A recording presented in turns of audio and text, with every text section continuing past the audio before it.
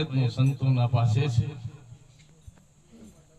આપણે આજે માતાજીની વંદના નિમિત્તે મળ્યા છીએ તો થોડીક માતાઓની વાત કરીએ.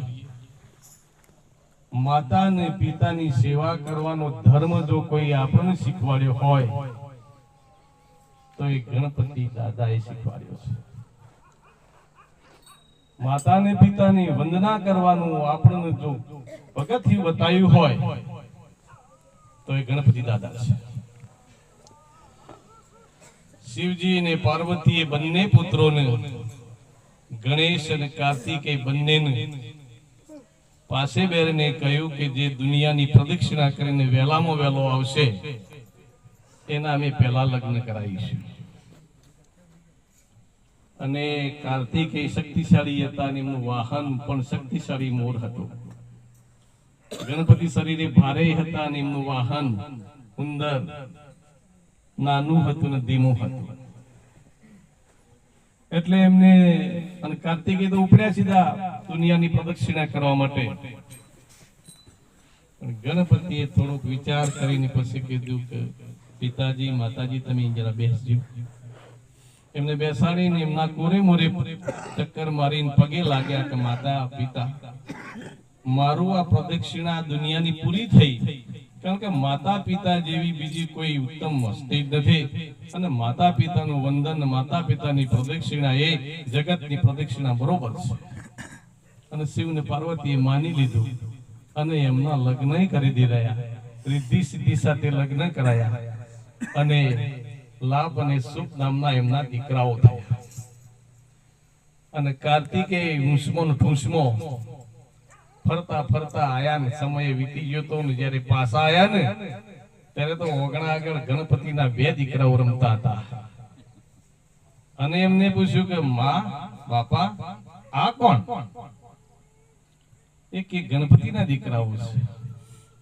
તે વહેલો આવ્યો કે એને તો માતા પિતાના કે દુનિયા માનીને બેઠો છે અને અમારી માતા પિતાની પ્રદક્ષિણા કરી એટલે અમે તો માની લીધું કે એની પ્રદક્ષિણા પૂરી થઈ છે એટલે એના લગ્ન કરે એના બાળકો છે. કાર્તિકેયને અન્યાય લાગ્યો, માતા પિતાનો વિરોધ કર્યો અને હવે જગત દુનિયામાં હવે મારા ફરી લગ્ન કરવા નથી એમ કરીને વિષય નાસી ગયા. જે માતા પિતાને નમે ને દુનિયા આખી ગમે અને દુનિયાને આખા ગમાડે. આજે ગણપતિની દરેક શુભ કાર્ય થાય એમાં પહેલી સ્તુતિ થાય છે, એનું નામ લેવાય છે અને ગણપતિની ગુણગાન ગવાય છે. કાર્તિકને યાદ કરતું કોઈ માતા પિતાથી રીસાણો એ દુનિયાથી ગયો સમજી લેવાનું. અને માતા પિતાના ચરણે શરણે રહ્યો અને દુનિયા ગમતી ને નમતી રહે છે અને એને દુનિયા પૂજતી રહે છે. સૌથી પહેલી આપણી ફરજ છે કે માતા પિતાની સેવા જેવી બીજી કોઈ સેવા નથી. અને માતા પિતાની કરે જે સેવા એને મળે મીઠાઈ મેવા. જે ના કરે સેવા એને લેવા ને કોઈ દેવા. આ જગતમાંની ચાલ્યા જવાના એવા ને એવા. માટે માતા પિતાને દેવ માની એમની સેવા જે કોઈ કરે છે એ ભવસાગર તરે છે, પરિવાર તરે છે ને સંસારમાં લીલા લહેર થાય છે.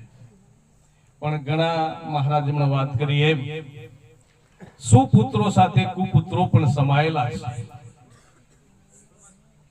એવા પુત્રો કે જે માતા પિતાની દરકાર ન કરે